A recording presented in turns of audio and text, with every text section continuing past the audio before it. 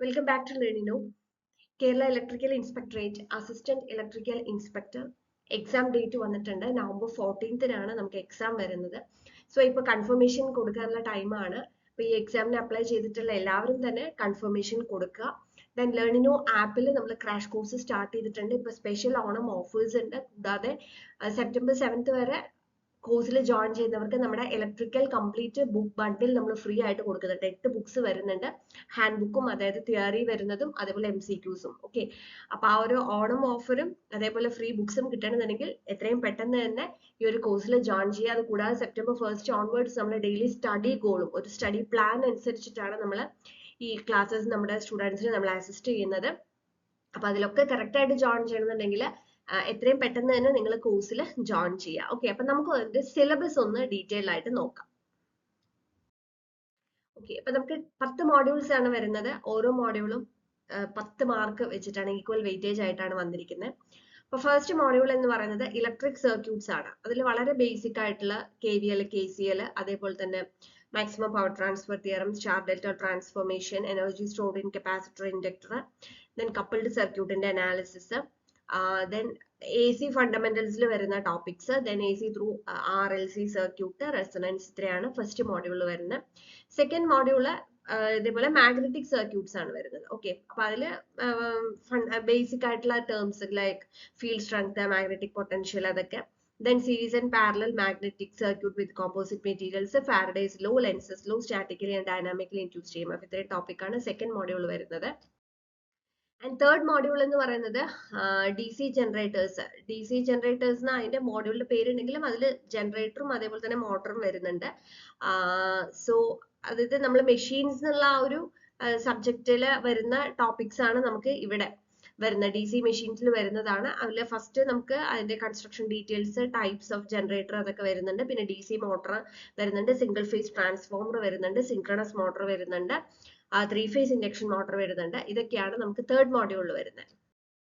Next digital electronics ആണ്. Digital ഇലക്ട്രോണിക്സും ഒപ്പം മൈക്രോ പ്രോസസറും കൂടെ വരുന്ന ഒരു മോഡ്യൂൾ ആണുള്ളത്. ഡിജിറ്റൽ ഇലക്ട്രോണിക്സിൽ number system, then code conversion, combinational circuits, sequential circuits, then ADC, DAC, പിന്നെ മൈക്രോ പ്രോസസർ 8085 വരുന്നതാണ് മോഡ്യൂൾ 4. മോഡ്യൂൾ 5 പവർ സിസ്റ്റം ആണ്. പവർ സിസ്റ്റത്തിൽ എല്ലാ ടോപ്പിക്സും ഇതിനകത്ത് പറഞ്ഞിട്ടില്ല. കുറച്ച് ടോപ്പിക്സ് മാത്രം സ്പെസിഫൈ ചെയ്തിട്ടാണ് പവർ സിസ്റ്റത്തിൽ പറഞ്ഞത്. കാരണം നമുക്ക് ശരിക്കും പറഞ്ഞാൽ പവർ സിസ്റ്റം എന്ന് പറഞ്ഞാൽ ജനറേഷൻ, ട്രാൻസ്മിഷൻ, ഡിസ്ട്രിബ്യൂഷൻ, പ്രൊട്ടക്ഷൻ എന്ന് പറഞ്ഞിട്ട് ഒരുപാട് ഏരിയസ് പഠിക്കാനുണ്ട്. പക്ഷെ അത് ഫുള്ളായിട്ട് ഇവിടെ വന്നിട്ടില്ല. അപ്പൊ കുറച്ച് ടോപ്പിക്സ് മാത്രമാണ് നമുക്ക് ഇതിൽ വന്നിട്ടുള്ളത്.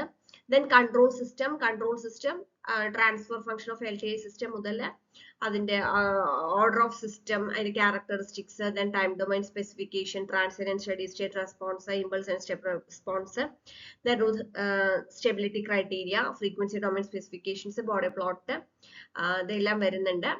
10 മാർക്ക്. നെക്സ്റ്റ് വരുന്നത് പവർ ഇലക്ട്രോണിക്സ് ആണ്. അതിൽ മെയിൻ ആയിട്ട് SCR, then voltage source inverter, പിന്നെ അതേപോലെ തന്നെ ചോപ്പർ, ഓപ്പാമ്പ് എല്ലാം കൂടെ വരുന്നതാണ് power electronics. 10 mark. Then measurements and instrumentation, അതിൽ മെഷർമെന്റിന്റെ ബേസിക്സ്, അതിന്റെ standards, ammeter, volt meter, then watt meter, എനർജിയുടെ മെഷർമെന്റ് എങ്ങനെയാണ്, പവർ മെഷർമെന്റ് എങ്ങനെയാണ്, പിന്നെ കുറച്ച് CRO, അതേപോലെ തന്നെ ഓസിലോസ്കോപ്പ് കാര്യങ്ങളൊക്കെ വരുന്നതാണ് മോഡ്യൂൾ 8. Then module 9 നമുക്ക് സിഗ്നൽസ് ആൻഡ് സിസ്റ്റം ആണ് വരുന്നത്. അതിലെ ക്ലാസിഫിക്കേഷൻ ഓഫ് സിഗ്നൽസ്, സിഗ്നൽസിന്റെ ഓപ്പറേഷൻ, എലിമെന്ററി സിഗ്നൽസ്, സിസ്റ്റം എന്നുള്ള ഒരു കോൺസെപ്റ്റ്, ദെൻ അതില് സിസ്റ്റത്തിന്റെ ക്ലാസിഫിക്കേഷൻ, സാമ്പിളിംഗ് പ്രോസസ്, ഇത്രയാണ് വരുന്നത്. And the last module transducers ആണ്. അതിൽ ബേസിക് ട്രാൻസ്ഡ്യൂസേഴ്സും പിന്നെ സെൽസ്, വയറിംഗ്, എർത്തിങ്, ഇലുമിനേഷൻ, ഇതെല്ലാം കൂടെ ചേർന്നിട്ടാണ് ട്രാൻസ്ഡ്യൂസർ എന്ന് പേരുണ്ടെങ്കിലും ആ മോഡ്യൂളിൽ ഇത്രയും ടോപ്പിക്സ് വരുന്നുണ്ട്. ഓക്കെ, അപ്പോൾ നമുക്ക് ഈ ഒരു സിലബസ് ബേസ് ചെയ്ത് നമുക്ക് അസിസ്റ്റന്റ് എഞ്ചിനീയർ എക്സാമിനൊക്കെ നമുക്ക് ഈ ഒരു സിലബസ് ആയിരുന്നു. അപ്പോൾ 2022 മുതൽക്ക് ഉള്ള ഈ ഒരു സിലബസ് ബേസ് ചെയ്തുകൊണ്ടുള്ള എക്സാംസിന്റെ എല്ലാ ക്വസ്റ്റ്യൻ പേപ്പേഴ്സും നമ്മുടെ കോഴ്സിൽ സോൾവ് ചെയ്യുന്നുണ്ടാവും. നമ്മുടെ കോഴ്സിലാണെന്നുണ്ടെങ്കിൽ കംപ്ലീറ്റ് സിലബസ് അനുസരിച്ച് നിങ്ങൾക്ക് ലെക്ചേഴ്സും MCQസും ടെസ്റ്റ് സീരീസും ഒക്കെ ഉണ്ടാവും.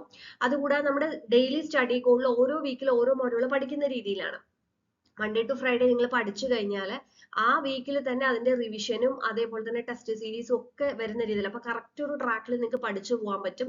ഇത് ഒരുപാടധികം ക്വസ്റ്റ്യൻ പേപ്പേഴ്സ്, സെയിം സിലബസിൽ വന്നിട്ടുള്ള ക്വസ്റ്റ്യൻ പേപ്പേഴ്സിന്റെ ക്വസ്റ്റ്യൻസ് എല്ലാം നമ്മൾ കംപ്ലീറ്റ് ആയിട്ട് ഡിസ്കസ് ചെയ്യുന്നുണ്ടാവും. ഓക്കെ, അപ്പൊ അതുകൊണ്ട് ഏറ്റവും മികച്ച കോച്ചിങ് തന്നെയാണ് നമ്മൾ പ്രൊവൈഡ് ചെയ്യാനായിട്ട് ഉദ്ദേശിക്കുന്നത്.